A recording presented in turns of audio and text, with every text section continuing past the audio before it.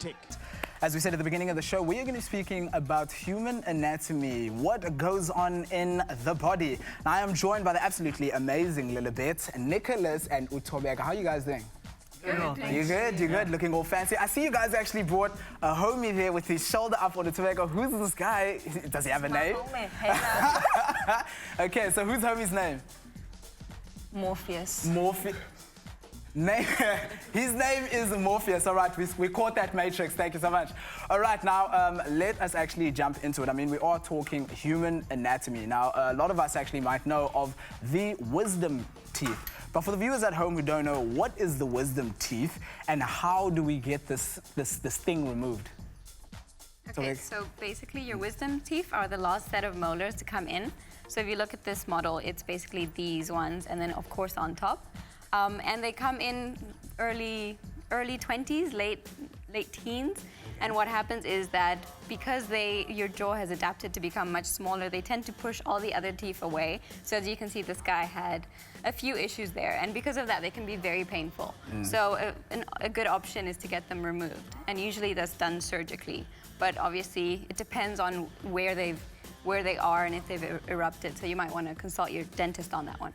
All right, cool. You might want to actually consult the dentist, but I want to know, how is it that the dentist removes these teeth? Because they're all the way in the back there. So how does he get these utensils in to remove it? There, Tobeka. So, as she's explained, so they're all the way back there. So the same procedure applies. Open your mouth, put a local anesthetic. For those of you who don't know what that is, it's just a little injection that makes it not sore, and it depends. So different wisdom teeth manifest differently. So some of them are covered by your gums, and some of them erupt normally like your normal teeth. And so if they're covered by your gums, then your dentals will need to make a little bit of a nick, then extract the tooth. And if they've erupted, then they'll remove them normally as they would the normal teeth. All right, cool. Well, it actually does seem like a painful process. You said there, what was it, to scratch that skin off at the back? Yeah, basically. So they make a cut, they open your gums, and then they extract the tooth. Okay, but throughout this whole process, you'll be fine. Yeah. Okay, no, this is good. Okay, Nicholas, I have a question for you now. You know, as humans, we have this fetus stage where our bodies are just small and tiny, and so is our bone construction. But how do these little bones end up being these big bones when we're adulthood, and why don't we feel them when they grow?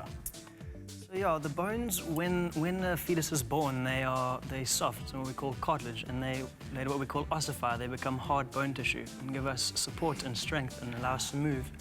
And as we grow, obviously they get longer. The reason you actually can't feel the bones growing is because there's actually no nerve supply to the internal part of the bone, so it's all happening, and you can see yourself getting bigger, but you just can't feel anything happening. Okay, so you can't feel because there's no nerve ending. Within the bone, there's no nerve innervation within the center of that bone, so you don't actually feel it growing as it does grow. So it just completely grows and you're not feeling a single thing. Now let's talk about puberty. I mean, everyone goes through it. And I'd just like to know from you guys the major changes that we might not even see that happen during puberty for male and female. What are the couple of changes that we see? Okay, well, obviously you have this growth spurt where you obviously grow a lot taller. And then in girls, they become a little bit more curvy. In boys, you know, you have the broad shoulder going on. And obviously, as we can see on Nick, so the facial hair comes in. Yes. His voice has deepened, obviously. He has the more obvious Adam's apple. And then he develops pubic hair. And he also has a few other changes. And then for girls, the main changes is obviously breast development, as well as a few years after that, menstruation, which is a good sign of puberty. Okay, I mean, talking about puberty, it's something I've been literally thinking about forever. I'm 5'7". I feel like I've been 5'7" for a very long time. Is there like a time where I can expect that I'll hit this growth spurt? Well, I mean, are you still going through puberty? That's one thing. And I mean, maybe you need to change your parents because that's also quite genetic, you know. So, I mean, it's, you know, just the luck of the draw sometimes. Some of us are taller than others. But, I mean, if it's your time, you're going through puberty, then you will, you know, go through. So usually for some people, it's like, what, 15, 14. For girls, it's usually earlier. But, you know, there's genetic factors. So Genetic factors that basically govern. So it's just to say that you will grow to this height and I'm sorry. All right, so from already earlier, so basically there's a certain height that you're going to grow to and you're never going to go over that. Oh my goodness, all right, well that's puberty right there. Well, thank you so much for joining us. That, of course, is the first half of our interview. Hectic. Welcome back. Of course, that was Petite Noir with Down, but we are back to the second half of the human anatomy. Now, guys, I have a question for you. I mean, for me, right, I've been eating forever, but here's the thing. Teenagers can seem to eat so much more than adults and not even put a single kilogram on. Why is this? So that is actually, when you're a child, your metabolism is a lot faster, the basal metabolism, the rate at which you metabolize and digest foods, and you don't store them as much, so you don't put on weight as easily. But that actually slows down at about from the age of 24 onwards. Your metabolism slows down, so that's when you start like watching what you eat and being more careful. Okay, so that's when you start stressing at about 24. Is this for all ages? For all genders, sorry. Yeah, there's no gender discrimination. It's about 24 for both parties. When the metabolism starts going down. All right, cool. Well, we have our viewers online, and we want to see actually what they have stored in for you guys over there. So, Sam Putiza, kutwani apo exactly? Well, we asked you guys if you have any questions to ask about your changing body. Ask our experts using the hashtag #ForeverYoung. So we've got some questions over here. We've got Utulani Leon Kula saying, how many teeth does a fully grown person have?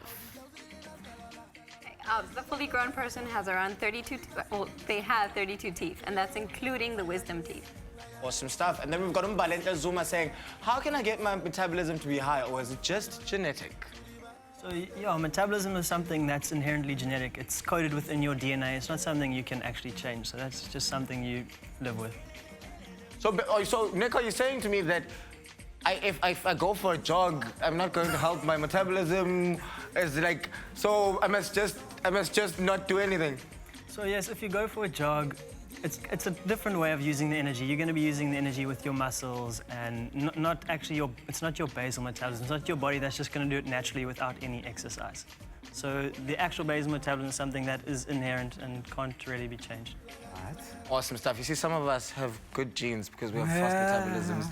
And moving on, our third question over here, we've got Api. We're saying, as I'm growing up, my body starts to feel inactive and gets tired very fast. Is there anything that he can do? Well, there are multiple reasons for people feeling tired. Well, there's things that you can change. There's things that are a little bit more difficult to change. So you can start with simple things. Are you sleeping enough? Are you eating? What are you eating? So often we'll find that because our lifestyles are so busy, we often find that we eat anything that we can grab and find at ease. And then there's things, if you're a female, I don't know if Apiwe is a lady or a male, so usually you'll find that with females, especially when you hit the time of puberty, when you bleed, you lose a lot of sort of blood, and with that comes iron. So usually you'll have problems like anemia that might be causing you to feel tired. So if you sort of eat better, drink more water, exercise, sleep more, and you find that this is still not helping your situation, then maybe you should consult your doctor and have your hemoglobin levels checked out. Oh, all right. Well, thank you so much for that. That, of course, is all the questions online right over there. Thank you so much, of course, guys, for joining us in the discussion for the human anatomy. Hectic.